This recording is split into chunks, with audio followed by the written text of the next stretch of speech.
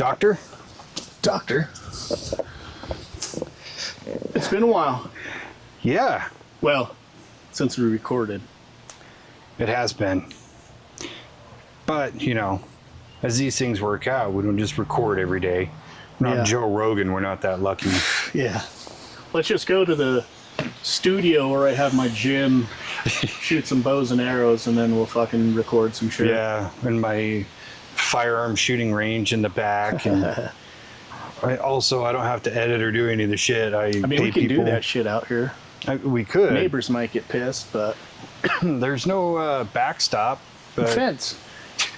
The Vinyl fence, fence will stop a 45, right? that fence will catch it, or the neighbor's kids will, one or the other. Either way, I hit my target. So yeah, let's talk about Phenomecon 2025. Phenomecon. So Good times. That was your third time, right? Yeah. Yeah. Officially, it was my first time. We won't tell them. Well, the first time I went, it was my brother and his wife were supposed to go, and then she ended up having a work trip she had to go on, so she couldn't go. Super gay. Which I think she was just like, yeah, I'm not going to that shit. So he called me the night before and was like, hey, I've got this extra ticket to Phenomecon. And I was like, what's that?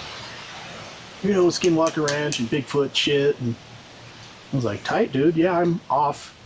And the same thing, it was, I was supposed to be off Thursday because I just had Thursday off because I blocked it out. It was our hell week. And he called me Tuesday night and was like, yeah, I'm leaving tomorrow. And I was like, bet, dude. Call it in. Yeah. I think I'm going to be sick tomorrow, bro. I got COVID.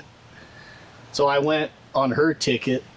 And then last year, I procrastinated until they were sold out. And so I just fucking snuck in there like old Sasquatch himself, dude. Well, I mean, it worked out. They didn't find you, and they still haven't found Sasquatch. True. They, It was pretty handy, though, for last year because they had the same color lanyards from the year before. And you still had one from the year before. Yeah. So that And worked they weren't out. even checking. No. This year I saw somebody get fucking bounced, and I was like, dude, they're actually checking. Yeah, and they changed the color of the lanyards. Yeah. Which is smart on their behalf. Yeah. You know, because I would dare say quite a few people have gone to that without having paid for a ticket. Oh, I still saw people wearing the lanyards from the first year because they were a little bit different. So I want to say the first year they were like black on one side and green on one side on the other side. And then last year they were just all the way green. And then this year they were like purple. But I still saw people with the black and green ones from the 2 years before. I did too. I was like, are they vendors? Are they special Could've been. guests? Or, I mean, whatever it was kind of like, there's a lot of security guards this year. Yeah. So, Which was cool. I mean, we got to see, I mean, we did actually see somebody kind of get kicked out, which was tight. We got some action, you know. just never argue with somebody who's smarter than you. That's Like way smarter. talking PhD smarter than you. Yeah. That guy, I swear to God, when he got up there and before he opened his mouth, I'm looking right at him standing at the mic going, this guy's going to say something fucking stupid. Yeah. Did not disappoint.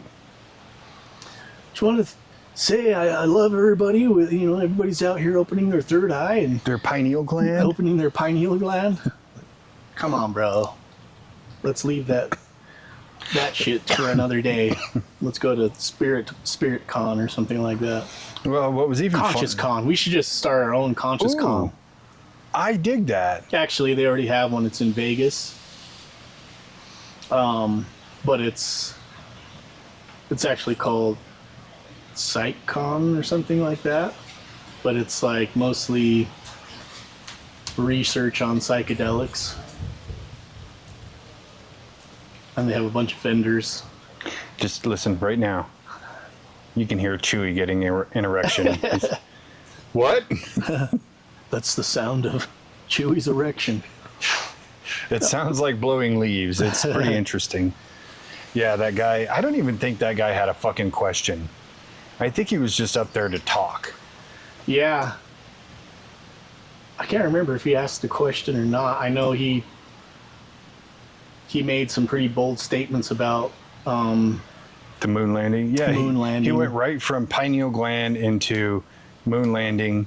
The moon landing was fake, and if you believe they rode in a tin can to the with moon. a Casio watch and shit. Like, wow, you really are a special guy.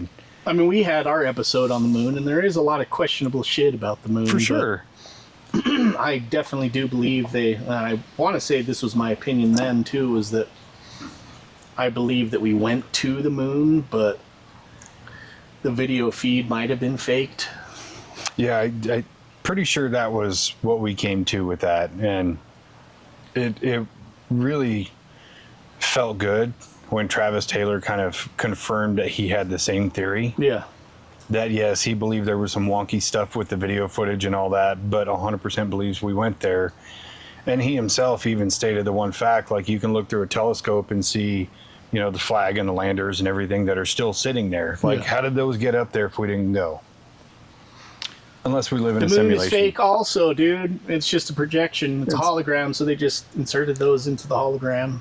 Have you seen that video going around of the big face behind the moon? No. It's like, how do I describe it? It's like if you were looking at a projection and somebody walks up behind it, so their face is like twice the size of the moon. It's an interesting video I saw going around social media, but I'm like, this is bullshit. It's clearly bullshit. I mean, it's very cool looking. Or are they like recording through a window and somebody walked up behind them and their reflection is in the window? That's kind of what it looks like. I'll have to find it and send it to you, but you see it and you go, and they're talking about like, oh, all these people captured it. No, they didn't. Yeah.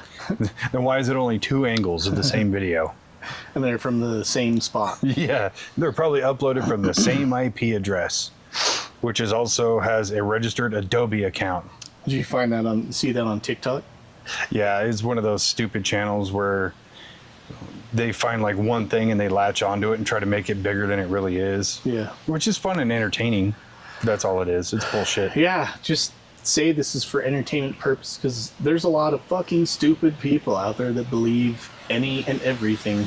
I mean, not saying that we're doctors, but we're not the smartest people in the world. No, I mean, really, really close. But Travis Taylor has a little bit more information than we do. That's the only thing, is we're just not insiders, you know? Yeah, I mean, I'm gonna just venture a guess to say his IQ is maybe 3 points above ours. Maybe. Collectively. Like if we add ours together, he's still got 3 points on us. Yeah, I believe that. Yeah, honestly, I think he's kind of the king of Phenomecon, because every time I've seen him talk, whether it's by himself or on a panel, I'm always enthused. Yeah. And every time these people ask him these questions, once in a while it's a good hard-hitting question, and he'll go off. And it's never long-winded or boring. It's like, right, this guy knows what he's talking about. Yeah, that's what I kind of like about the way that he does his, is that although there are some people that ask him stupid fucking questions, I mean, both years that we've seen him, he just went up there and kind of gave a short synopsis of what he's doing and where his background and stuff. But then he just opens it up for like an hour to people's questions, and some of the questions are pretty good questions, and he just takes it and runs with it. Yeah. As opposed to like Maria Mayer, who's the Bigfoot research lady, primatologist, who I watched her talk the first year, and that was the same exact presentation that she gave this year, which is, I mean, she really has no new evidence of finding Bigfoot or anything. Yeah, but I do like the show. Don't get me wrong, I love that show.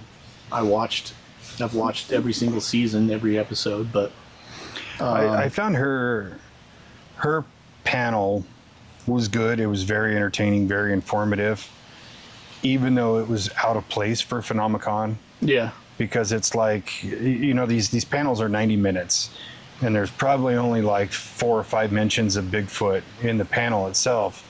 So it doesn't fit with Phenomecon, but it's entertaining enough that you don't really care. Yeah. Yeah, and she, the year that I watched her, she seemed like she was more validating the type of research that she's trying to do with finding a large primate in North America and giving evidence of the way that the research is done with other primates, smaller primates and stuff. Like, for instance, in Madagascar, where she went and found the lemurs, but she talks about, like, it took her, they were trekking for like 2.5 weeks to try to find a place where they had seen these things, and then miles and miles of trudging through the forest and camping for weeks just to get a glimpse of this lemur that nobody had ever taken a picture of before. Yeah. So I think that's kind of her trying to give an example of how hard it could be to find something like that in a vast area. Yeah. And I'd kind of thought about, you know, let's say I had unlimited funding and access to whatever I wanted, how I would find him. And being reasonable, you're talking tens of millions of dollars in equipment and manpower and everything else that you would need, because you would need to do like FLIR runs over the big open vastness of, you know, North America, Canada, that sort of thing, or even going through Appalachia. Just the amount of tech and people you would need and all the footage you would have to comb through, it would be devastating to try to figure that out. Yeah. So let alone, you know, 2 people and a camera crew trying to find evidence is hard enough. Yeah, I don't know. Yeah. Have you ever watched the show? Yeah, I have. So this last season, that's what I was thinking too. Their budget must be crazy, because this last season they got these seismometer little monitors that they plant into the ground, and it can detect an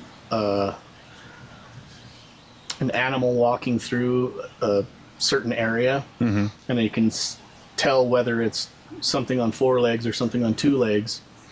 And they set these things like every 100 yards or something like that for, I think it was 18 miles across. Holy shit. This huge, because they have this theory that they're migrating from one spot to another between summer and winter. They come down lower when it's winter and go up higher south or north when it gets warmer.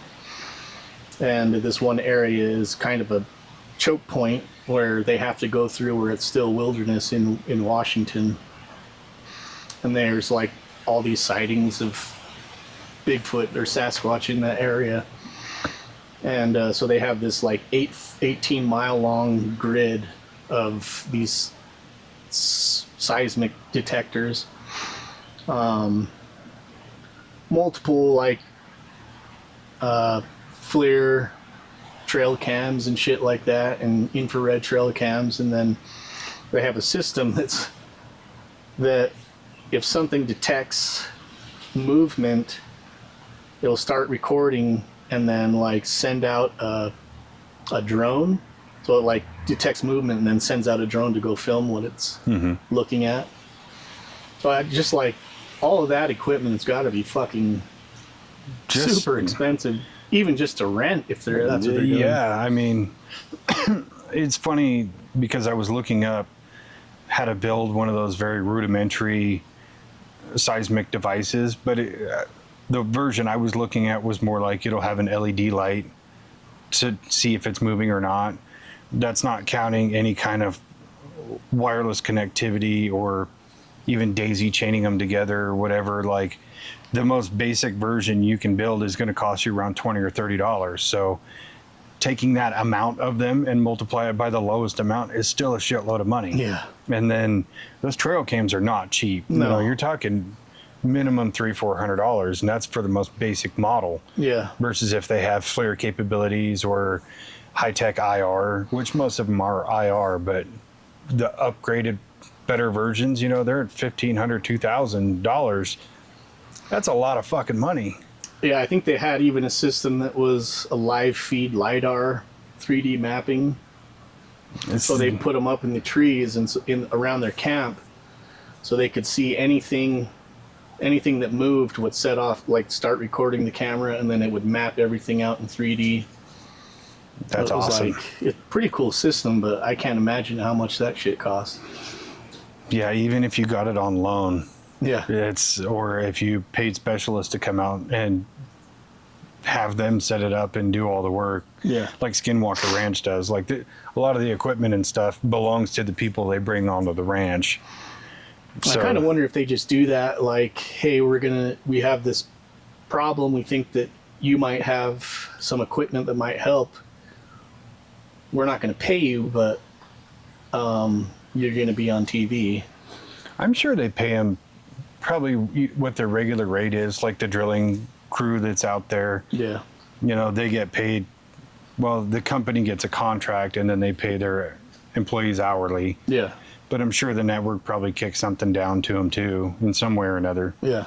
I can't imagine the network is spending a whole lot of money for the tests and experiments.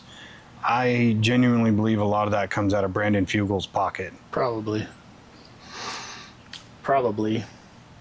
And that's, I mean, I'm sure the guy has pretty deep pockets, but I think he's doing okay for himself. yeah. Sure, he's smart enough to put it in the budget and be like, okay, well, the show made $7 million. I'm not going to spend $50 million on equipment. Yeah. And that is one thing that Travis did talk about was the budgeting of these experiments, and some of the other questions, you know, where he's talking about to be able to clear that mesa out, get all the rocks and everything is, you know, it costs so much per pound, and it would cost about $50 million to actually excavate the mesa. Yeah. And to me, I can't help but think if I was like an Elon Musk or a Jeff Bezos, be like, I got you. Yeah. Do it. 50? Here's a check for $100. You got change? Got change for 100? Yeah.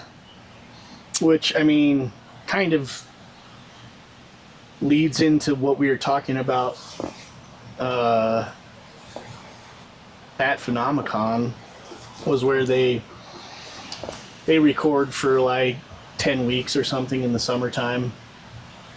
Something like that. 8 I think or 10 it was weeks. 14. Oh, yeah. Because it was like 7 weeks before Phenomecon and 7 after. Yeah. So 14 weeks out of 50 weeks, 52 weeks out of the year, they're recording their show. So, I mean, with the other 36 weeks, what is it, 36 weeks? 38 weeks? 25? I can't math right now. Yeah. Travis, you're going to have to let us know what the answer is. Our math skills are not up to par. That's where he's got those 3 points on us. But give us free reins to the ranch, and we're going to go out there. We're going to do not physical experiments, but spiritual experiments. Because what if the thing that's on the ranch reacts more to a conscious type experiment instead of like throwing rockets at it? You know, I used to talk so much shit on the rockets, but in hindsight, I really do understand it. Yeah. Because of the module that's in the rocket is feeding them data. Mm-hmm. So it makes perfect sense. And sometimes, like he said, it's to try to agitate it in a way, try to get a response out of it by shooting a rocket at it. Makes perfect sense to me. Yeah. Now, did they go a little too far with it? For sure. But I do think that the kind of realm of things like consciousness and mysticism and different aspects of like religion and everything need to play more of a factor into that. Like we were talking about, what they're doing on the show is very scientific in nature. It is very like cause and effect based. But even Travis Taylor says just because you can't measure it doesn't mean it's not evidence. Mm-hmm. And that's where I think things like doing psychedelics on the ranch, or the idea you had bringing in a choir that can sing at different frequencies to come out there and see if it can evoke some kind of response. Things like that should really kind of take a forefront, keep the science where it's at. Yeah. But like, let's start adding other things. Let's start trying things that are a little bit out of the norm, or, you know what, most of the scientific community scoffs at Skinwalker Ranch anyway. So just start doing this weird shit and see what happens. Yeah. And if they don't like it, fuck them. Well, that's what, like, if you look at the history going past, I mean, back before like Bigelow and shit like that, it seemed like most of the history before that was more of a spiritual belief around the ranch. You've got the Native American stories and the Shermans that lived there that had experiences that were more paranormal that they thought. So why not? And it would be, I mean, you could do a show for a small budget to do these types of investigations. So you're not using heavy equipment, you're just using basic cameras, recorders, a couple of people. And if you're doing it in the off season of the TV show that shoots during the summertime, you've got, you know, most of these things tend to be done in dark. Yeah. In the dark. So, I mean, if it gets dark around 6, 7 o'clock in the evening, you've got so much time to record a lot of shit. Oh, yeah. In a short amount of time.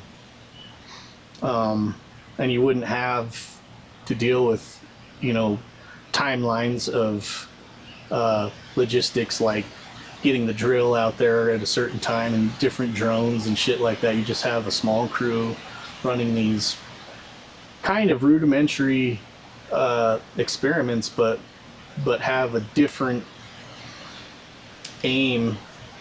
Instead of just finding the physical evidence, finding, you know, at least searching through the spiritual side of it. I think that I'd watch it. I think I would too. I mean, we're already obsessed with Skinwalker Ranch. Yeah. So, and we also delve into all these topics, you know, consciousness and remote viewing, astral projection, life after death, all that. And they're all tied together. So why not start applying those types of things into that? And I know he talked about, you know, we've used remote viewers and things like that. But I think that there's other aspects of that are being overlooked, you know, because let's say you get a remote viewer out there, but everybody else doesn't believe in remote viewing. So you're already kind of, in a way, casting negative energy. And maybe that remote viewer can't really get their job done because of that lack of belief. Versus you get people out there who are running the show who have belief and faith in that sort of thing, that you're almost empowering that, like you're being a battery for them in a way. But the other things like bringing out the choir, or, you know, doing the psychedelics, or having religious people come out and have different experiences, I think would play a huge factor. I think just bringing different people onto the ranch itself would have a profound effect. Yeah. Especially if you can monitor and record everything. You know, you have them have the blood pressure thing on their wrist and be able to actually have measurements of what they're feeling and what they're going through, and then them explain what they're feeling and going through. It's quantifiable data. It's just not hard-hitting evidence. Yeah. Kind of ties into what Jay Stratton was saying. So Jay Stratton was there. Jay Stratton was head of ATIP for a time. Is either ATIP or OSAP. ATIP or OSAP, one of those two. Just recently retired, like 2 years ago. He led the task force in researching UFOs for the government for many years. So he kind of has an inside view of a lot of shit that the general population doesn't even have any clue about, for the most part. But what he was saying was, I mean, he went to the ranch when Bigelow still owned it, and had quite a few experiences of his own. He talked about a few of them. It's not my place to say it because he's writing a book about it, so if you want to know about that, I guess you can buy his book. So, I'm selling his book for him. Yeah, free plug. You're welcome, Uncle Jay. But like his thoughts about it was that the ranch gives people what they need to see. Yeah. And that was just like, oh shit, I mean, if you have the same people there, they've already been shown the stuff that they've been shown. I mean, to go there and have an experience and then still trying to, poke the bear some more, I'm gonna get eaten pretty soon, Yeah. So yeah, the idea of bringing new people in could either trigger different responses. You might have different phenomenon, but I think that's something that you could measure also. Is like, okay, well, this person saw this person saw this person saw this. How do they connect? Mm-hmm. Or what is it that's making these different things manifest in the same location? Yeah, and measuring different people's experiences, because sometimes a fresh set of eyes is really what you need. Yeah. And sometimes multiple fresh sets of eyes is what you need. Because you think about it, if you took, let's say a Catholic priest over there, would they view it as a demonic thing? Or if you took somebody who is, let's say, Wiccan out there, and they view it as like, this is a nature thing, this is, the maternal and the paternal spirit, or whatever it is. I think getting more people with more varied backgrounds out there would bear a lot of fruit. And I'm just saying, we're volunteering as tribute. Brandon Fugel, if you ever happen to see this, just hit us up. We'll get you a pitch going. Yeah, I think we should take Fish out there. Huh, Fish? We should take Fishy out there. Let him explore. They did say they think there's a big cat roaming around. Dude, so one of the panels was supposed to be Eric Bard, who's the research analyst for Skinwalker Ranch. He does all the computer shit. He couldn't make it, so they had a biologist that they've been working with there on the ranch fill in for him, and he had a lot of different examples of weird biological shit that's going on there, which was kind of cool to see. Yeah, when we first walked in there and he was going and it wasn't Eric Bard. Who the fuck is this loser? No, I knew exactly who he was. I just felt like a little let down. I was like, God damn, Eric Bard did such a great panel last year that I was kind of like, I was really hoping he was going to be here and show some new stuff and whatever. But then after 5 minutes, I was like, okay, this is good. Yeah. This is the aspect of it that I am really not paying enough attention to as it is. So the things that he was talking about with the big cat, or these bodies that don't decompose, or the dinosaur death stretch, whatever you call it, where the bones go backwards. Death pose. I learned so much just off of that now I'm more curious about the biological aspects of what's going on there. Yeah. And we've heard stories about, the biosensors, the cows, things like that. We've heard, the stacking up and the Connex and all that, but you never really think about the other wildlife, the birds, the dire wolf that they found, which in and of itself is fucking crazy. Yeah. And it's crazy that that's on TV. Yeah. But seeing a lot of the other aspects of things these bodies don't decompose, and then you get them off the ranch and then they decompose and things like that was just so cool. Yeah. Yeah, it was a very welcome surprise to walk in and see that something different, but something equally as fascinating. I haven't seen this last season at all of Skinwalker Ranch yet. I'm one of those assholes that waits for fucking the whole season to come out so I can binge it, which apparently isn't the way you're supposed to do it. You should watch it within the first 48 hours or something like that for the views to count. Who was saying that? Dave Schrader. Oh, Dave Schrader was saying that if you like a show on TV, Bless you. if you like a show on TV, you should watch it within the first 48 hours of it when it comes out, because then it counts for viewership on their viewer chart or whatever. But that's how most shows get canceled, is because they're not getting the viewership, because people just wait for it to come out all at once and binge watch it. That's why I think legacy media like that is going wayward, because they're predicating too much on instantaneous results. Yeah. But a lot of these networks and things like that are still working with the Nielsen program, with the Nielsen boxes at home and shit. And they don't realize that the majority of people don't pay for 100 different streaming services. We don't pay for cable anymore. It's all too expensive. So it's hard to watch these shows sometimes.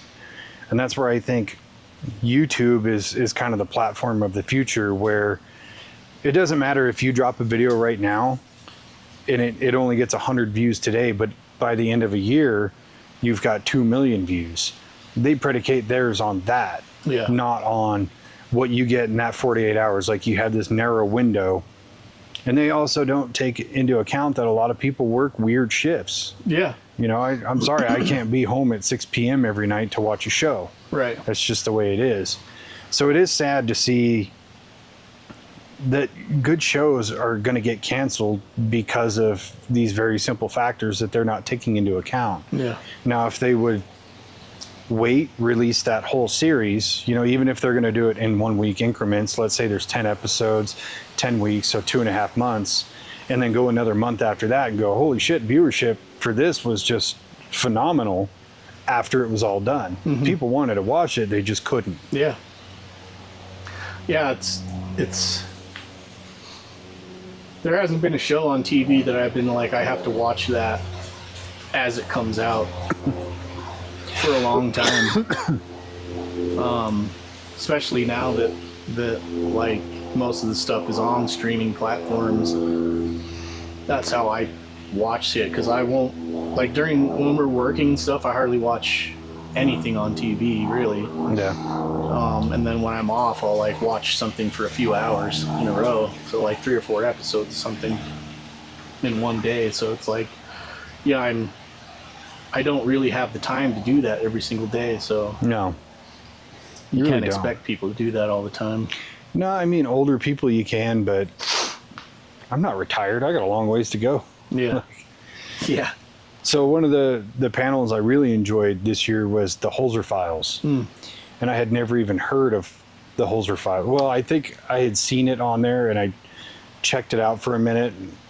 But like I was telling you, I kind of went through like a period where I was just like, I'll watch a little bit of each ghost show and then find one that I like.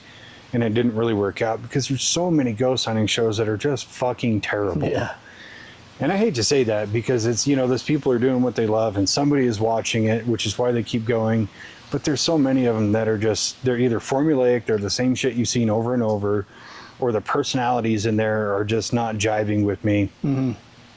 But after watching the panel for the Holzer Files, I went and watched the show. Like, we watched it while we were there, and I've watched it a bunch of times since. That's actually a really good ghost hunting show. Yeah. I like that one. So that's like a prime example of like, so I didn't even know about the show. I think it was canceled before I even knew that the show existed. So, I mean,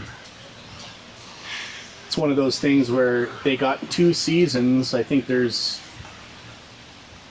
10 episodes in the first season and like 8 episodes in the second season or something like that. Yeah, it's pretty short. Show is pretty good. They have a pretty good premise for the show. and the personalities are likable.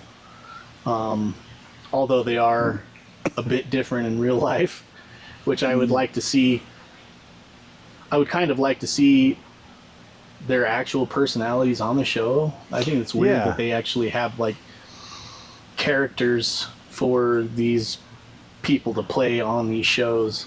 For sure, and I think Dave Schrader is like the biggest one I can think of, because you watch the show and he's always serious and he always has this like look on his face like he's focused and he's in the zone, and then you listen to him talk and he's like your cool uncle. Yeah, you know, he just makes jokes and he doesn't take himself too seriously. He seems just like a really cool dude. Yeah, and it's, you know, even like with what we do, where we don't go out of our way to make sure that we're still being ourselves, but we're just being ourselves. That was what we agreed to like begin with. right.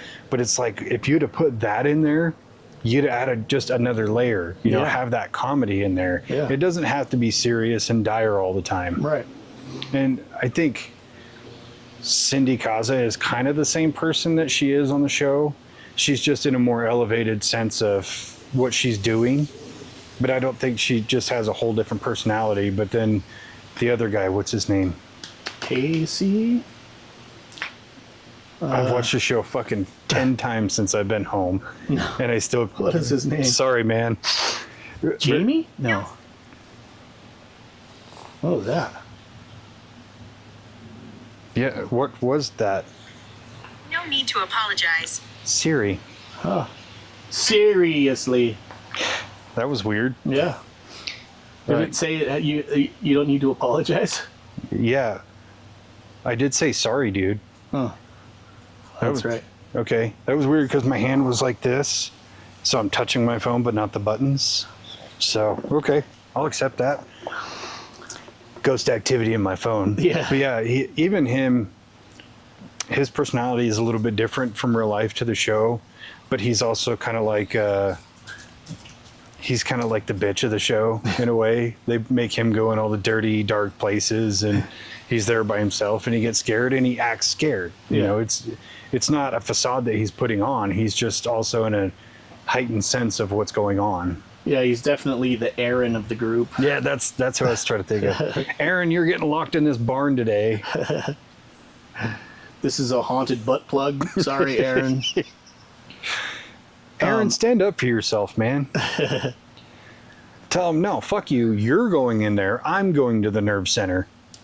Yeah, so I didn't even know about the Hoser Files until the first year I went to Phenomecon. David Trader was there and was talking about it, and I was like, what the fuck is he talking about? I've never seen this ghost. I know all the ghost shows, I know dude. everything about ghosts. And then, so we went back to our house that we had, our Airbnb, me and my brother, and watched an episode, and I was like, oh, this show is actually pretty good. Thank you, sir. Yep. It's entertaining, and it really helps that Cindy is very nice to look at. Yeah. I appreciate that. Yeah. Well, like you said, Zach Bagans is pretty hot, I guess. If you're into douchebags. If you're into that kind of guy. Do you also find it funny he's not been at Phenomecon yet?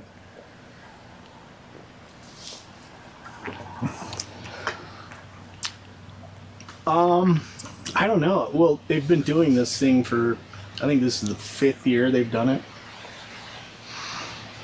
4th or 5th year. So I don't know if it's just kind of not on his radar yet, but I don't know. He's pretty Hollywood, so. I had a theory about it because in the 2 years we've gone, I've watched kind of in a small way how they tend to get bigger guests. You know what I mean? They don't do like, YouTube stars or anything like that. But each year they've gotten just a little bit better, a little bit more.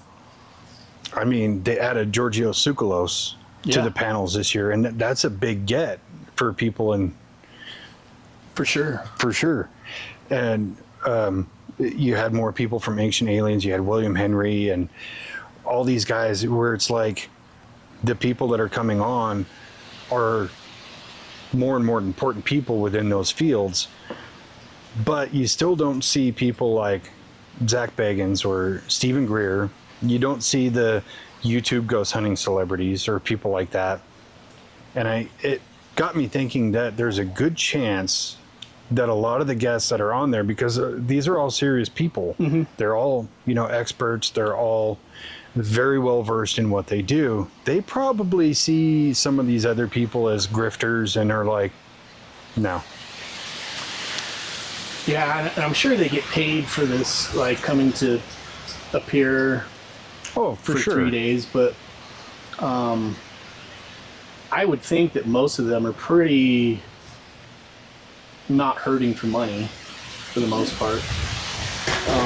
Well, it's not like they're just doing it strictly for a payday, but Zach Bagans also seems to be doing pretty well, so I don't know if he just, some of these people just think maybe it's below them or beneath them to go and do like a paranormal conference. I'm sure somebody like Zach Bagans and Stephen Greer probably do think it's beneath them. Yeah.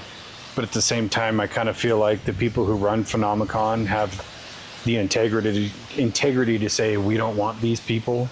Yeah. Because they're doing this conference and it's a great thing and it's very entertaining and it's very informative and it's made for the fans and the people who are interested in these things.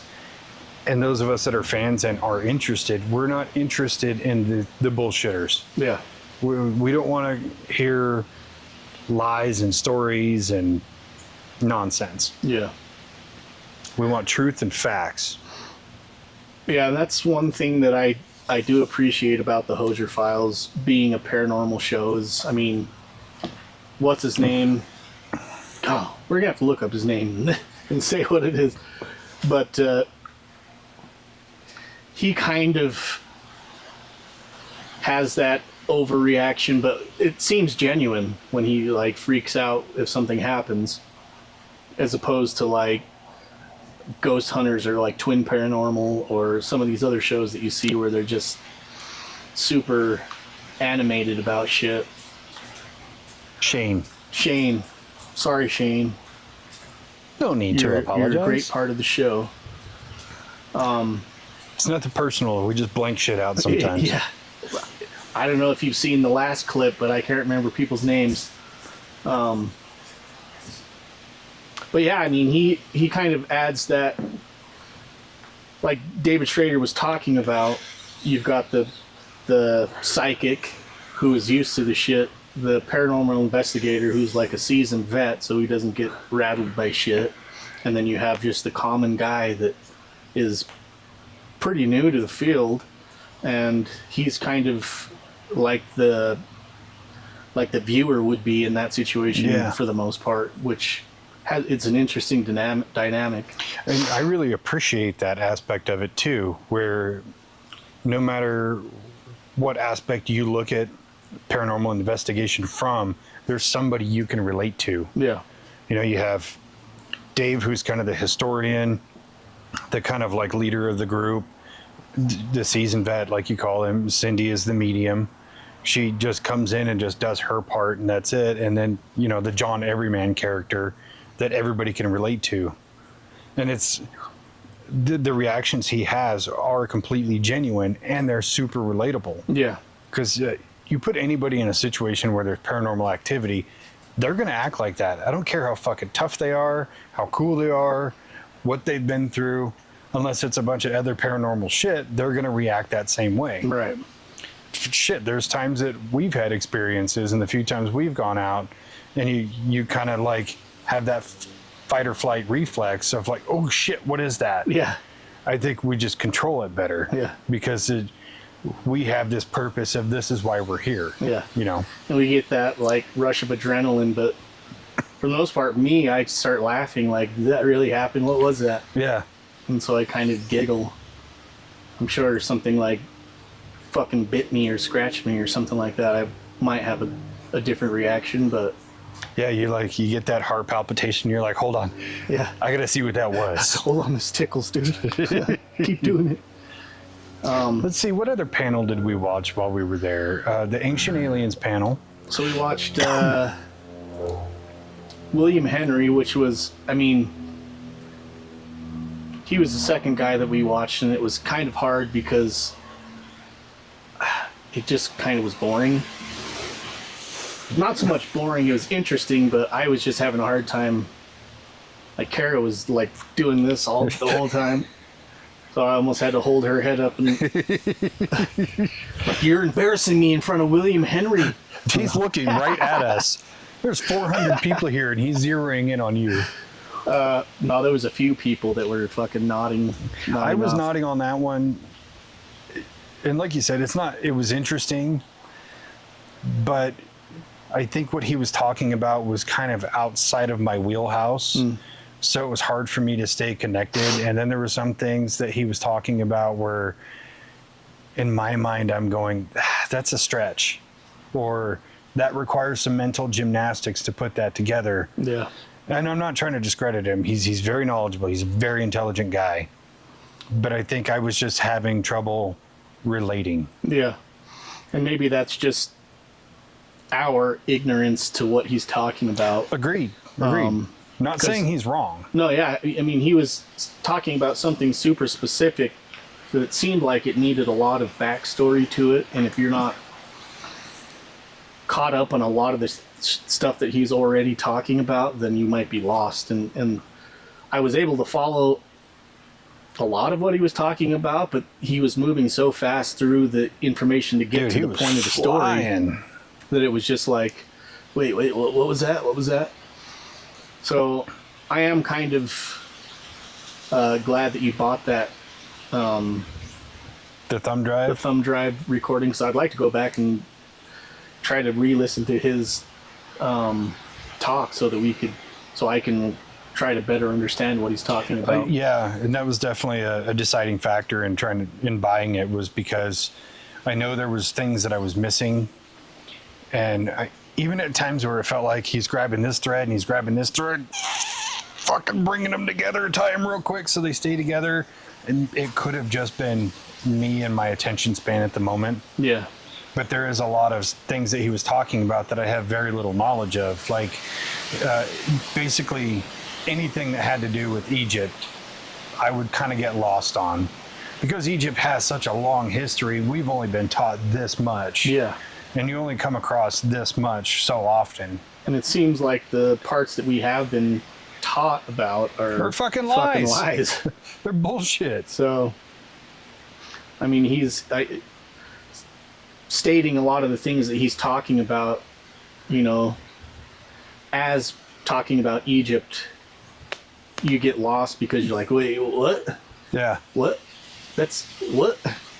So, I mean, yeah, I'd like to go back and kind of pick it apart and research some of the stuff for myself so that I'm better informed on what he's talking about. Yeah, and if we do that and we go, oh shit, makes sense, we owe him an apology. Yeah, yeah. Which I'll go. Sorry, next time I'm going to be fully awake. Next time I'm going to pound a Red Bull. What I kind of wonder is if you can buy that recording of the whole thing without having gone there. I wondered that myself. I'm going to keep an eye on their website to see if you can do that. But even if you had to go there, I think it's worth a day trip. Yeah. I mean, even if you were going to go for a one-day thing. Just go on a Friday or Saturday because that's when they have all the big names. And you can buy single-day passes. A single-day pass for like whatever day you're going to go. You can pay for it. I think it's like $40 or $50. $40 or $50 for a day. Yeah, I think if you buy the full 4-day pass, it's $150, and I think that just saves you $50. Yeah. Versus buying 4 1-days. Yeah. I really hope that the version they sent out has everything, even the side panels, because last year when we went, I was there before you guys, so I just went to the con, and I walked in and watched Ryan Skinner. And he had a really interesting one, but he was in one of the side halls. What is it, room 1 or 2 or whatever. But he had a lot of really interesting things to say, but I don't think anybody was filming it. So towards the end of this, we'll have to come up with some things that we think should be improved with Phenomecon, and we'll round back to that one. Okay. But yeah, William Henry was good, entertaining, but it was hard to follow. But again, it could just be our ignorance. Yeah. The Ancient Aliens panel was just pure fun to me. Yeah. Because those guys, there wasn't a whole lot of information produced, but watching them just have fun together was entertaining to me, because you demystify these people that you've seen on TV for 2 decades now, and you think of them as like celebrities in this field, but then you watch them and you go, these are just dudes. Yeah. These guys are just homies, and Yeah. I love that. Seems like the only thing they were missing was like fucking steins or something, pints. Yeah, see, and that's the problem. If we ever were to end up on a panel at Phenomecon, it's like, no, I don't want a bottle of water. Get me a beer. Yeah. JK, already brought some. We're just In like, fact, you don't even need to get me. I've got my cooler right here. we're just like, hey, do you want a beer, guy in the audience? That is, we talked about this that night. It was like, dude, I swear Tsoukalos and Travis Taylor were stoned out of their fucking minds, it looked like. Yeah, maybe it's just their hair, but Tsoukalos was just like, but I mean, he's a smiley guy. He was there for the whole time of, well, at least, was he there Thursday? At least Friday and Saturday. And he had a booth outside the, just right outside the convention hall, the main hall. And he was just meeting with people and talking to them, taking pictures the whole time. And then he would go and do his thing. Like he came out on one of Travis Taylor's panels, and kind of popped on stage because Travis Taylor was making fun of his hair. But he was out there the whole time, which was like smiley, fucking looks like he's happy to be there. And he was doing that for 5-6 hours. Yeah. Just nonstop. Yeah. And every time I'd pass by him, he was never like, oh, another one. No, he's just like, hey, come on up, and field a question or two, take a picture with people. And just, he's just one of those like positively electrified people. Yeah. Just did not seem downtrodden at all. Because just being at the convention, by the end of it, I was like, I peopled way too much. Yep. I couldn't imagine being in his spot and maintaining a positive attitude and things like that. Yeah. I kind of wanted to go up and get a picture with him, and but I would go by and there's like 5 people in line, like, nope, that's too many fucking people, dude. Yeah, no, for sure. I mean, I don't know how to adequately explain it, but I don't get like social anxiety very often, but when I'm in a place where it's kind of chaotic, I've talked about this with the mall. Yeah. Because there's no organization. Everybody's just wandering. Everybody's just doing everything, and that's exactly what it's like going there. And it's not a huge venue. So yeah, just after a while, I'm like, God, why is there fucking people out here? I hate this. And then you're just like, So yeah, I mean, we watched I think those are the only ones we watched, huh? Oh, the Skinwalker Ranch panel. Skinwalker Ranch which panel. is the one that I always look forward to the most. Because when you get that different array of those guys from that show, it's really entertaining to see their dynamic and how different they are from each other. And how different they are from the actual show. Yeah. And it's like, and Bryant Dragon is arguably the funniest guy there. Yeah. And he's also seemingly the most normal dude. Not to say that any of them are abnormal, but for a person like you or I, talking to a PhD regularly is not in our wheelhouse. We just Right. don't do it. Except for each other. But Except for each other, yeah. how many doctors just wandering around talking about these shits? It's just us, baby. Yeah. But you'll watch how he interplays with the other people, and you're like, I could have a beer with that guy. Yeah. He seems legit. I feel the same way about Travis Taylor, but I wouldn't want to engage in intellectual conversation with him. I don't want to feel any dumber than I already fucking feel.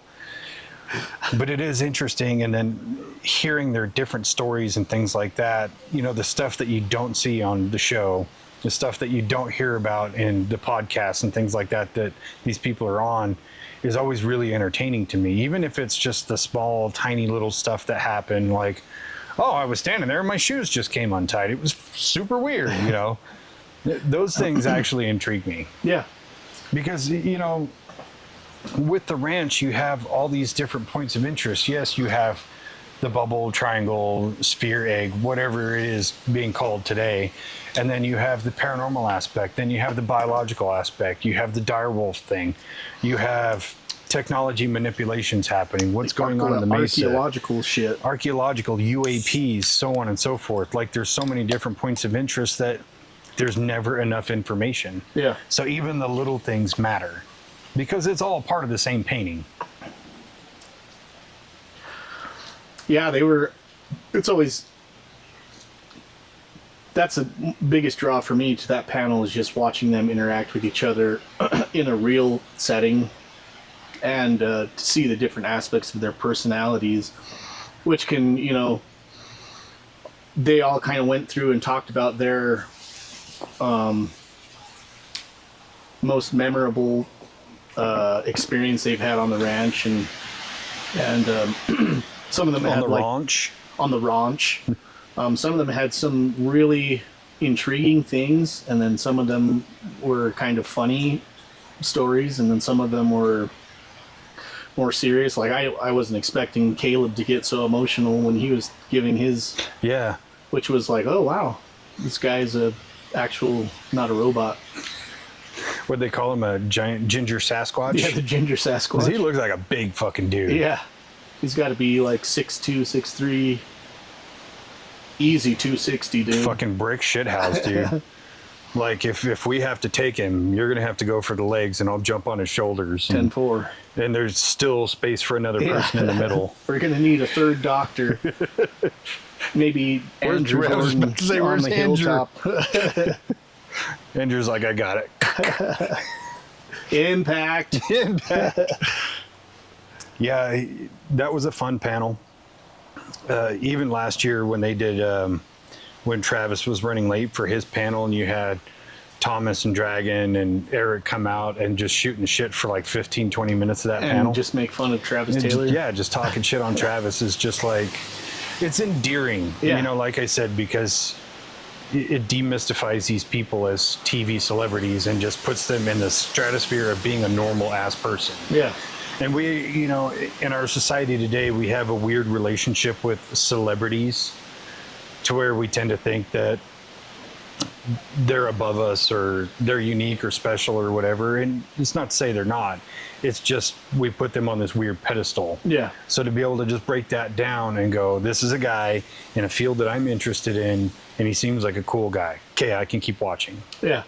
Not only that, too, is like most of the guys, or most of the people there, except for the Skinwalker Ranch guys, because I think they're still filming while they're trying to do this Phenomecon thing, so they're kind of back and forth. But most of the people that talk there have a booth there where they're kind of selling books or whatever they're selling. But you can just go and fucking talk to these people that you kind of watch on TV or whatever. Yeah.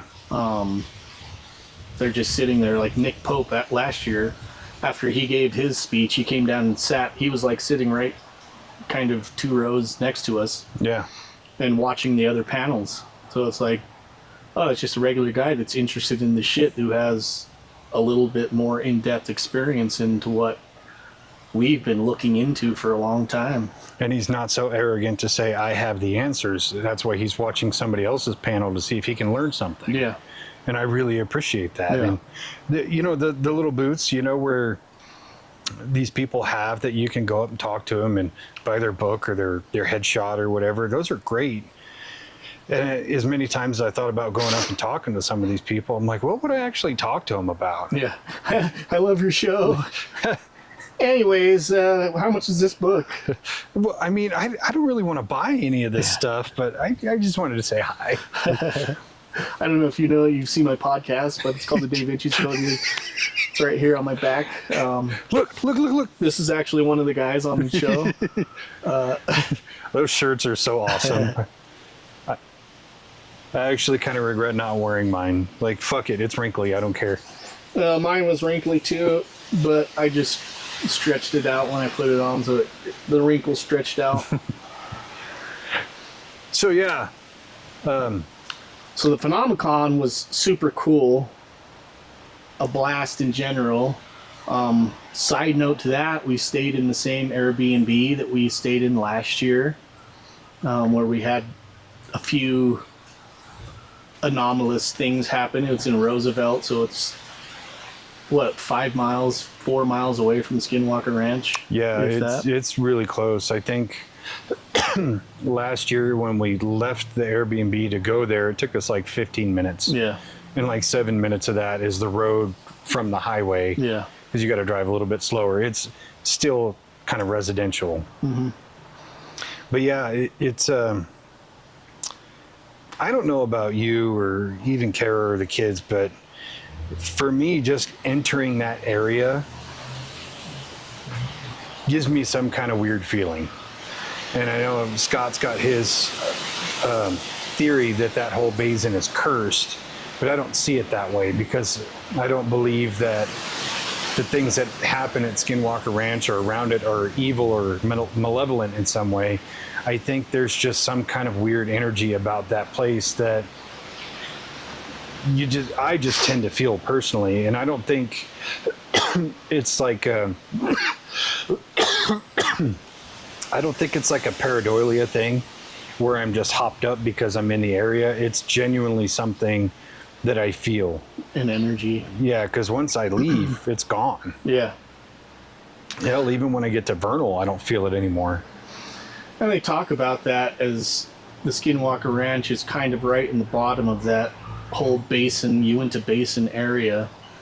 So, you know, if it's in the bottom and this area is kind of being used as almost like a satellite to beam out information or receive information,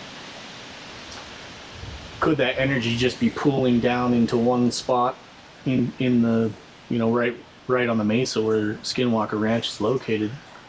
Maybe, I don't know. That actually gives me a great question, and I'm going to say it on here, and I'm going to post it, and so hopefully maybe it'll get back to the Skinwalker Ranch guys. But I happen to wonder if during the time of Phenomecon, where you have this extra 1,500 to 2,000 people in the area that aren't normally there, does the ranch have more excitement? Is there more phenomena happening because there are more people nearby? Not only people there, but people that have that mindset of connecting, or the mindset of belief. That pineal gland? Yeah, their pineal glands are super open.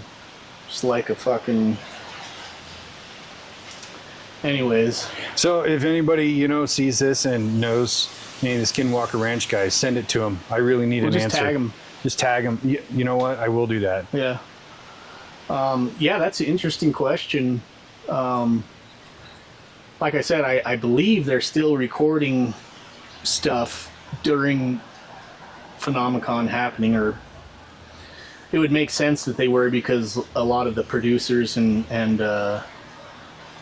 filming crew are there in the audience. Yeah. Kind of watching the Skinwalker Ranch panels and shit. Well, they call them out and stuff. Yeah, which is great. Like, give those guys credit. They're literally the backbone of the show. Yeah.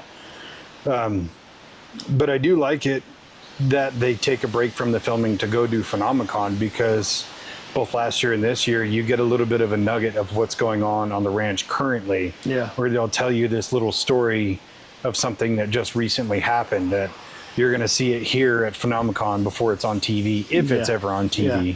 Or if somebody asks a certain question about certain things that they have answers to, but it's in one of the episodes, they'll say stay tuned. Yeah. Because that's something they've already addressed and they kind of have an answer for on the show, possibly. Which is cool. It gets people excited for the show. It does. I mean, it got me excited to finish season 6 because there were some questions that were asked that we're in season 6 and I just haven't seen them yet. Yeah. Anyway, the Airbnb. So last year, and then I want to get your take on this, but last year, just walking into that place, the energy is palpable. Like you just walked in and it was like a, and all the time that we spent there, it was always kind of like a glance over your shoulder kind of feeling, or, you know, you would have these little anomalous things happen. This year, it was not so much. Yeah. I mean, there was a couple of very small things. Personally, I didn't experience much, and I haven't admittedly gone through all the footage of everything we recorded. We didn't really record a whole lot, but I think that's just something that kind of escaped in the moment, you know. But, you know, you'd hear like what sounded like a footstep on the stairs, or the last night we were there, I opted to sleep on the couch downstairs because I was like, you know, nothing really happened when I was sleeping in the bedroom I had with the door shut, so I'm going to stay down here and just see if anything happens. And I got up in the middle of the night, and I remember it was 2:45 on the nose, and I got up and I grabbed something to drink, and as I passed the kitchen to go back to the living room, as soon as I passed that doorway to go downstairs, there was a puck light at the bottom of the stairs that went off. And I was like, okay, that's weird. Everybody else is asleep. That was about it. Yeah, I noticed that energy was a lot more, not as heavy as last year, but I don't know if that's just because it, like last year it was a new place. You know, you're sleeping in this house that you're not familiar with, and so you have creaks and knocks and shit. It's an old house. I think it was built in the 30s or something like that. And so you're just unfamiliar with you're sleeping in a new place. This year, going back to it, I mean, you're a little more familiar with the space. Last year, I had a few things happen that I saw that I couldn't really explain. This year, I didn't really have anything like that happen. Yeah, and I tend to think, for one, it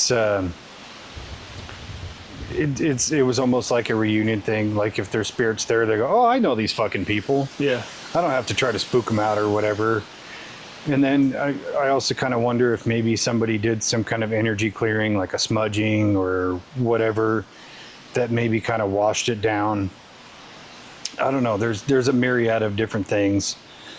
And we didn't really get around to doing like a full investigation, but what little bit we did, we were able to kind of see that some of the anomalies were just predicated on the house being old or exposed wiring or whatever it is. So I also tend to think that my expectations were too high. Like I had it in my head that we were going to go there and the same freaky shit was going to happen, and I was going to capture it, and I was going to have some real evidence, or at least capture phenomenon on camera. And I think, especially after listening to Cindy Kaza talk about going into these places with intention, I think my intention was wrong. And my intention was too high because I wanted these things so bad that I wanted that specific outcome, but detachment is the way to get those outcomes. And so I definitely think part of that was just in my mind. Yeah. Of expecting more than what I should have. Yeah. Got my hopes up. Still a great time. Kara said that she had seen a few things. We were sitting in the kitchen one night, and she said that she saw a shadow come out from the front room and then go up the stairs. She said it kind of went up the stairs and then disappeared. Then we like grabbed some shit and started kind of filming and trying to document. But I did see a similar thing happen when a car went past, but I'm not sure if that's what she saw. She said it was like a full dark figure, not like a shadow going by, but like a solid figure. I saw just like a shadow of the post move up when the car went past. It kind of just moves kind of up the stairs, but I don't know what she saw. I was kind of in the middle because I could see exactly what you were talking about with the cars passing. But I also don't discredit that she saw something because of just the history of that house or the history that we've had with it. Yeah. I got to tell you one story from Phenomecon. And I didn't want to tell it before. I was saving it for this, but, and I hate saying it out loud because it makes me feel like I'm just fucking bananas. But during the William Henry panel, I was kind of dozing, right? And then I felt like a brush of cold go past my arm. And I kind of like startled awake, and I could see kind of like a white mist go right in front of me. Just like, whoosh. It went right past the people in the row in front of us and then just disappeared. I know how crazy that makes me sound, but I know what I saw and I know what I felt. Oh, yeah. Because I was like, the fuck is that? And I'm looking around like, did anybody else see it? Somebody right behind you fucking ripping the jewel, dude. This jewel tastes like piss. No, that's what I found funny about it, because that was my first thought. Did somebody just like rip a vape? But the way it moved, for one, it was kind of stationary in the shape. Yeah, it wasn't solid, but it didn't move. It didn't move like vapor or mist or anything. And it just stayed on the same trajectory, move forward. It didn't go up or down. It didn't like get smaller or bigger. It was just whoosh, disappeared. Interesting. That happened at Phenomecon. I mean, you got a large pool of that type of energy. That is one thing I really enjoy, and I know we make jokes about it, but the energy of the people that's there is pretty electric. Yeah. And I really enjoy it. And, you know, we make jokes about like the elderly crowd that, you know, somebody comes up on stage, they get up and they clap and they're cheering and doing their thing. And it's funny in the moment, but in hindsight, you're like, God, that's awesome. Yeah, that's going to be us in like 10 years. Except the getting up part. I'm not. Yeah, I love your program. I've seen you on TV. I've seen you on the television. I have a bowl of soup and watch Ancient Aliens. It used to be Murder, She Wrote.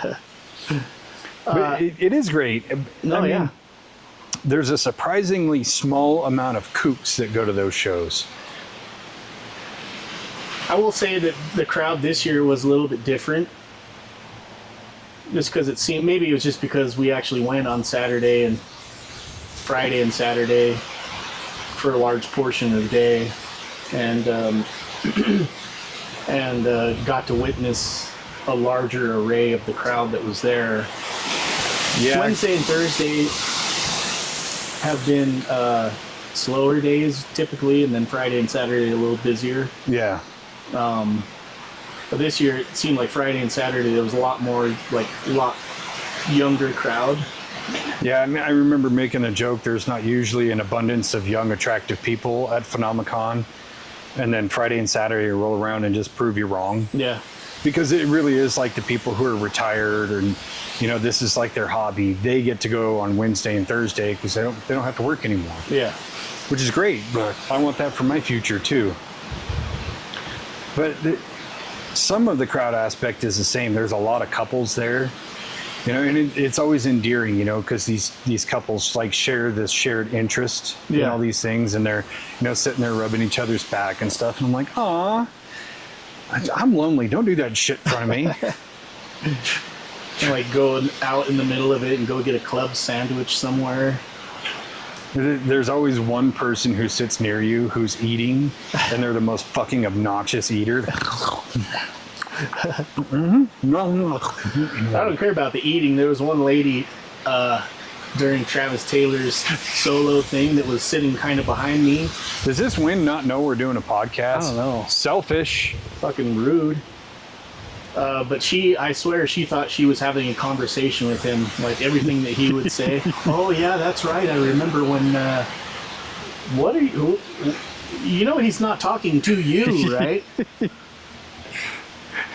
I had to like give her a look like 3 or 4 times, and my neck was hurting, so I was just like, fuck that lady, dude. It's obnoxious. Like, yeah. It's like going to the movie theater and people talk the whole time. Yeah. Which I'm the guy, I will tell you to shut the fuck up in the movie theater.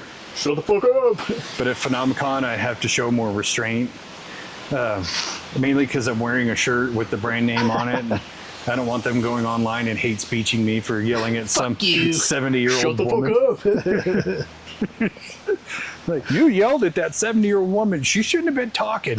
Dr. Travis Taylor was talking. Okay? God.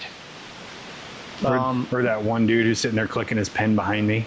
And I had to give him the 1,000-yard stare. Yeah, there was a lot of people there I saw that were taking notes. I was like, I should probably be taking notes, but that's too much fucking work. I gotta bend down and get my fucking notepad and shit. Hey, that one gal that was sitting in front of us, she was intense. Yeah. I would actually love to have had a conversation with her because not only is she taking notes, she's pulling out her 2024 Phenomecon handbook that they give you and cross-referencing and making new notes and this. What? Does she have the answers? Yeah, she had like sketches and shit inside of her notebooks. Like, that's pretty fucking diligent, man. I feel bad for like visually eavesdropping, but at the same time, I was so interested. Like, what has she got there? Yeah. What are we working on here? Can I help? Do you want to be on the show? Yeah. Like, no, it was interesting, and I swear I wasn't trying to be a creep about it. None of us were, but you don't often see stuff like that. I mean, I was still listening to him, but just watching what she was taking notes of, and I was like, maybe that's what I should have been doing so I can understand what he's talking about. Like, No, that's why I bought the thumb drive. So I'm a repeat listener type of person. yeah, me too. Yeah, the crowd was great, except for, and this is where we should get into the improvement part. There are things about going to Phenomecon that are downsides. And one of them is totally out of the hands of the presenters or, the people who run it or whatever. It's the people that get up and ask dumb fucking questions. Yeah. So half of the premise of what they're doing there is each panel is like 90 minutes. And so they'll spend usually the first half of their panel giving almost like a lecture of what they're working on, or the history of how they got involved with doing these things, or something they're interested in that kind of goes along with all the topics that are there. And then the other half usually is like Q&A. So they give the whole audience, they have microphones on both sides, people line up, and then they ask questions. But yeah, and then when they do that, they say, okay, let's keep these questions. There's a lot of people here that want to ask questions. Keep your questions to questions and make them direct. Short and to the point. And they even announce that before the fucking Q&A starts, usually. And they have to say it a few times during. Yeah, and then what does the first person do? Hi, my name is so-and-so. I do such and such at wherever I'm fucking from. Nobody fucking cares. I've been looking at ancient aliens for 30 years, blah, blah, blah. Like, dude, what the fuck is your question? And then they end up asking some asinine question like, do you want to see some pictures on my phone? No. Yes or no? Do you want to see these pictures on my phone? I can't believe you're not just inviting me up on the stage right now. Yeah. Do you know how fucking important I am?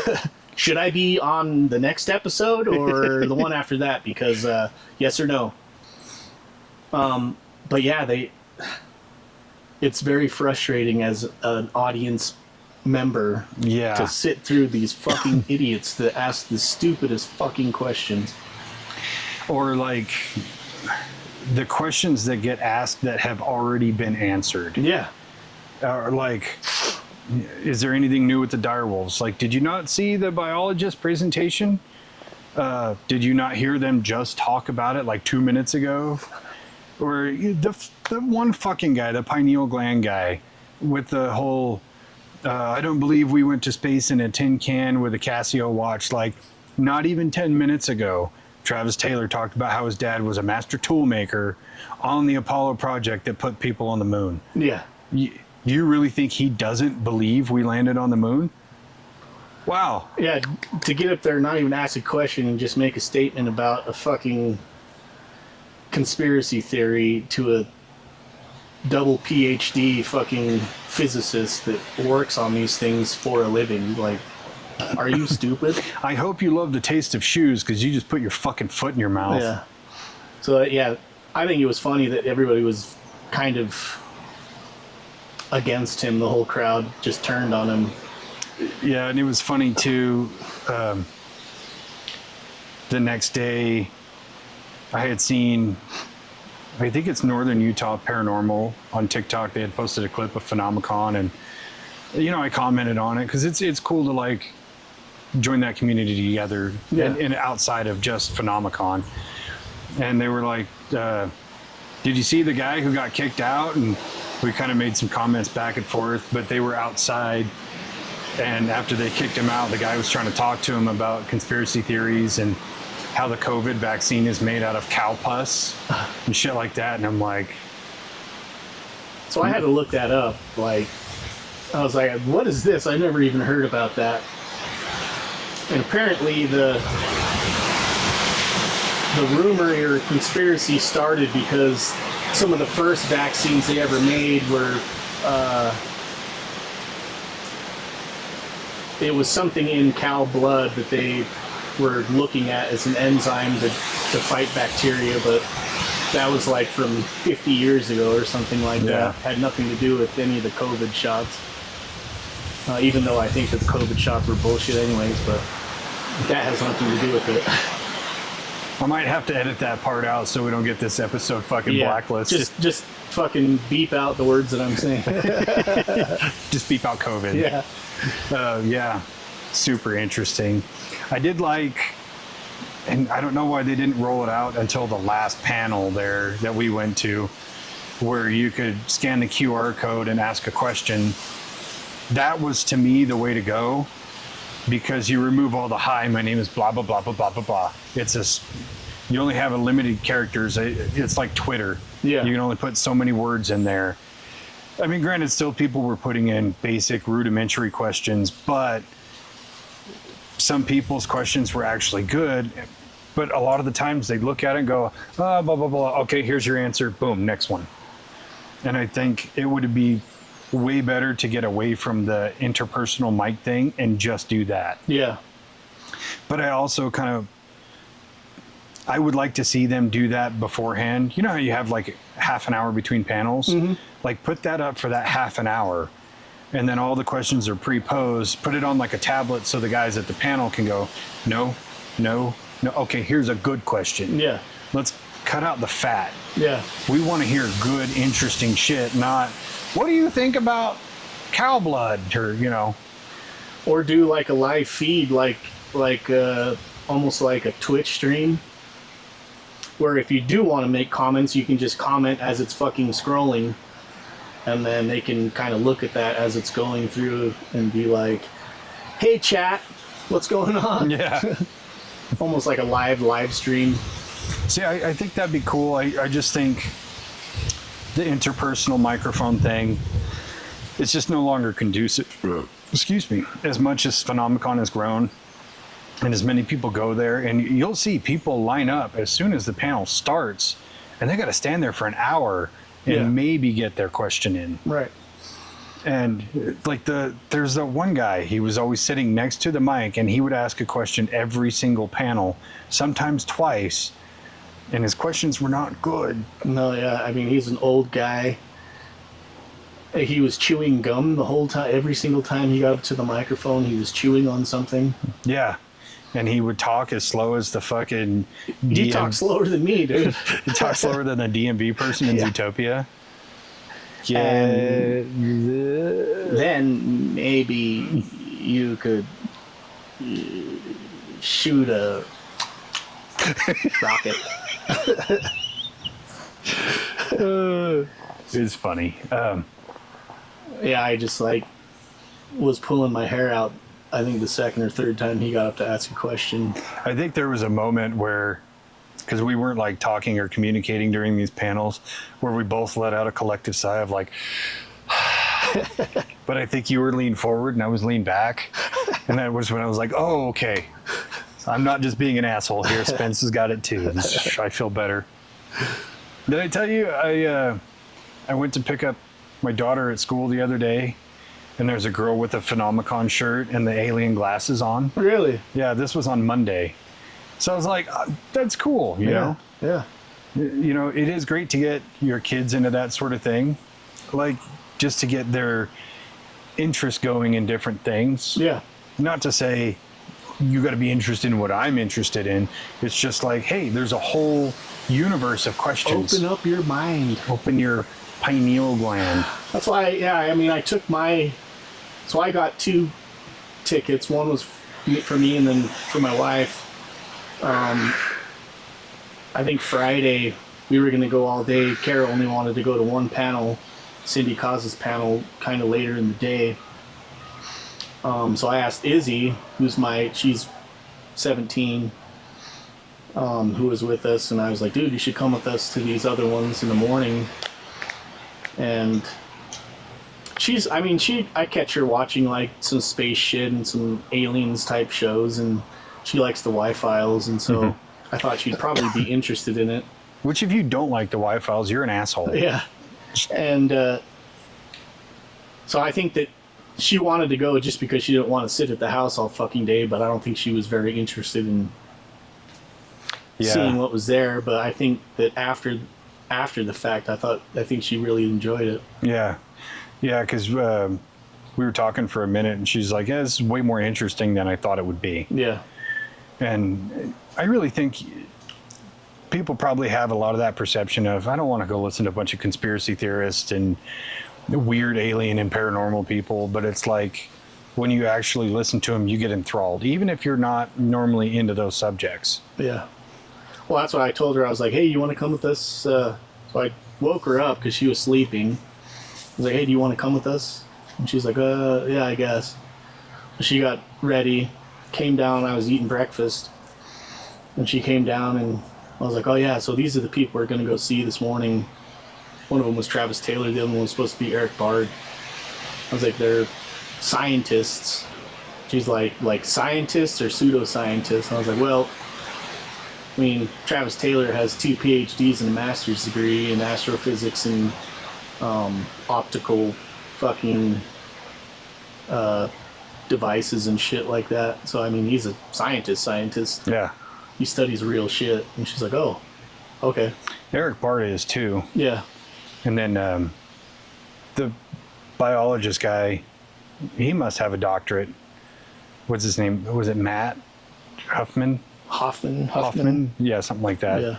Very funny guy too. Yeah. A lot of personality. You could tell he was nervous, but he just kept like whiz bang booming facts and then jokes and facts and jokes. Mm-hmm. He was kind of like a little Dave Schrader. Yeah. Little mini Dave. Yeah, it was entertaining. Yeah, improvements. I kind of think the vendor situation should change up a little bit. I would like to see different options for like food and drink vendors inside, because at one point I went out and I was going to grab a Red Bull because I was just like, I was in Snoozeville, and the drink they made me was terrible. I also didn't tip completely by accident because I did the thing and whatever, and I was like, thank you. And I didn't think about like looking at the screen for a tip. But in hindsight, I saw them later and they had the receipt and had them sign for a tip. And I was like, now I feel like a dick. But that drink sucked. Because was it like coffee and Red Bull? So it was supposed to be like a Red Bull mix, kind of like what you would get at Swig or the other fucking place. Fizz. Thirst. Fizz. Yeah. And so it was kind of supposed to be like that, but I'm like watching this gal make it, and she's pumping the shit out of these syrups, and like the bottom of this cup is this full of syrup. And it's only like an 8-ounce cup, and then puts a bunch of water in it and a splash of Red Bull. And I was like, I'm going to give it the benefit of the doubt. And I walked away and I stirred it up and I took a sip. Oh God, that's all syrup. I thought you were drinking a Coke. I would have rather have had a Coke. I didn't know it was like a drink. Well, you saw one of the vendors had like a little stand-up cooler and there's milk in there. I'm like, who the fuck is... cold milk sounds good. All those old people. Must be. Let me get a chocolate Ensure, please. There's other stuff I think...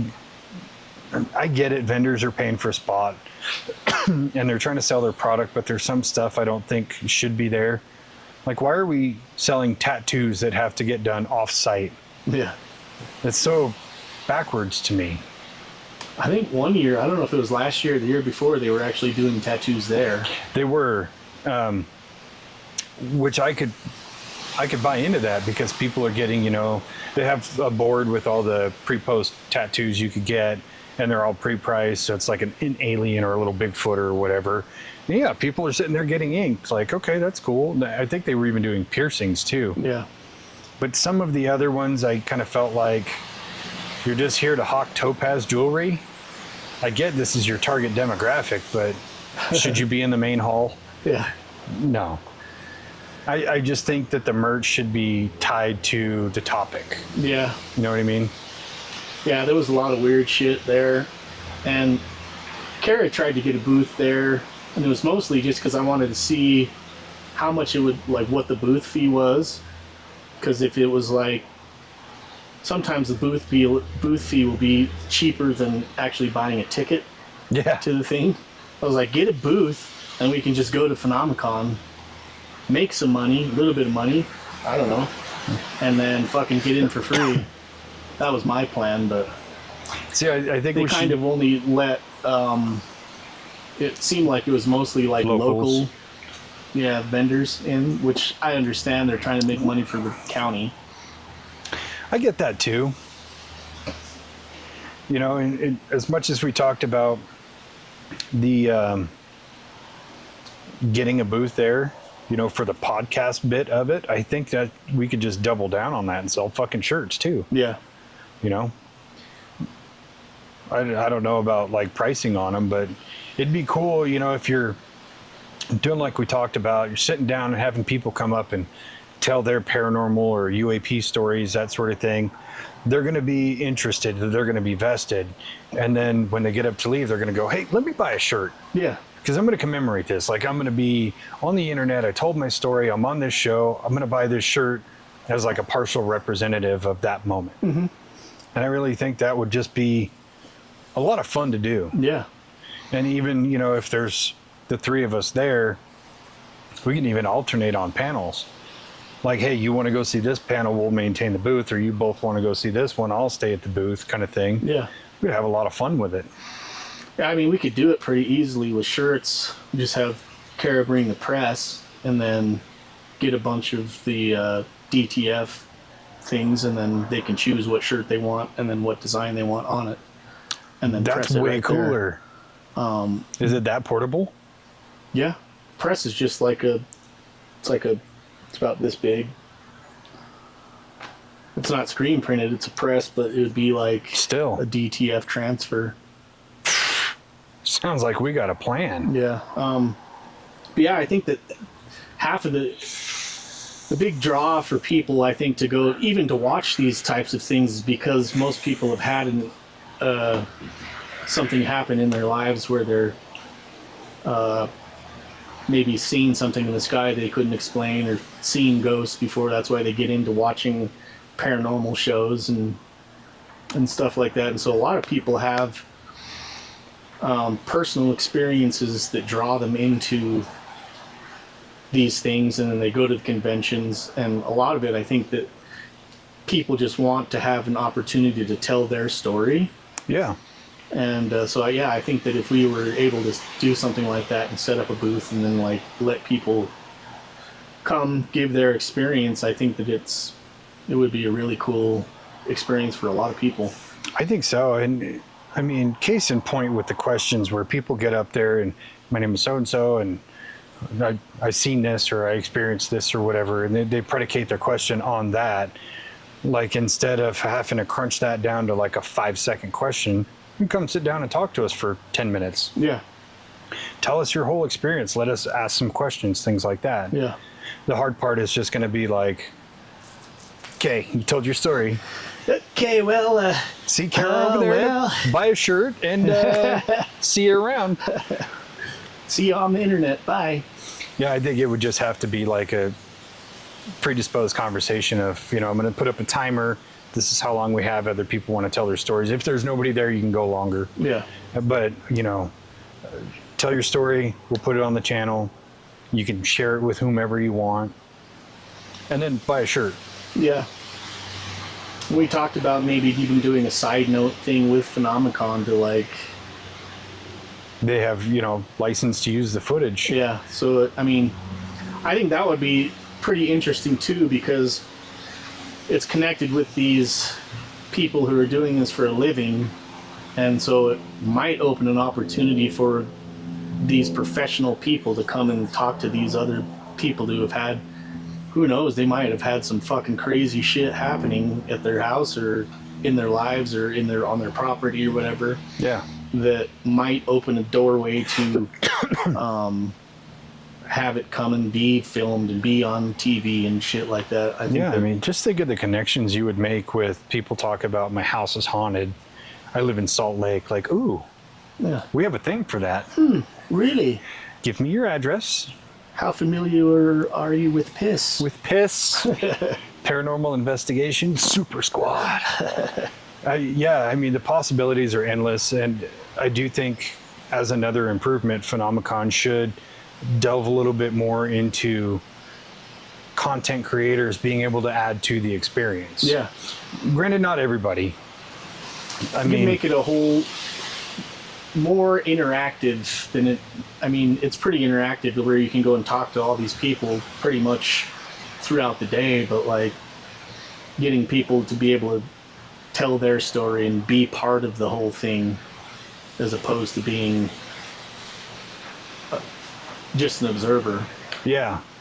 And that would be super cool. It would also be super cool, like, to get some of the speakers here and there to kind of step in and, talk about what they just talked about, or answer any questions or things like that. Like if they could come in and do a half hour, we could have all these pre-post questions that we got from our audience to ask them, or our questions. Yeah. And they could just sit there and kind of long form answer these without a 3-minute question for a 12-second answer. Yeah.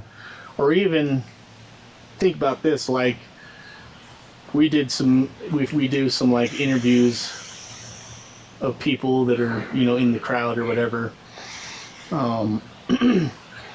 Maybe a short 5-10 minute little thing, couple minutes of telling their story, and then fucking upload that to their system and let them play that in between the I love that. Intermissions and shit. Like lunchtime, there's videos of the people that are around here telling their stories. Yeah. So they become famous right there at Phenomecon. Yeah, just have them displayed on all the hanging screens and shit. Or a lot of the smaller rooms, they have the TVs above the door. Yeah. Play it there too. Yeah. So people want to feel important. Yeah. Is really what it is. People want to tell their story. They want to feel like, I want to be involved in this process too, in whatever little way they can. Some want to be more involved than they deserve to be, but everybody's got a story to tell. Yeah. Everybody is their own unique individual person. Give them a format for that. Mm-hmm. This is great. I think we just need to jot this down and put it all into a packet to propose to those guys. Yeah. We could be like the official Phenomecon media team. Phenomecon Recon. Ooh. Fucking nail it. Doctor? Doctor. I dig it. I think that's solved. Phenomecon Recon. Hundo P. There was something else I was going to bring up about Phenomecon, and I can't remember what it was. Anyway. Did you prefer this year to last year? I enjoyed both. I mean, yeah, both times I had a great time. Same. It's hard to beat the first time. I mean, especially because I think last year we hit almost every panel and then just skipped Saturday. Yeah. We didn't go to the after party or anything like that. maybe next year we will.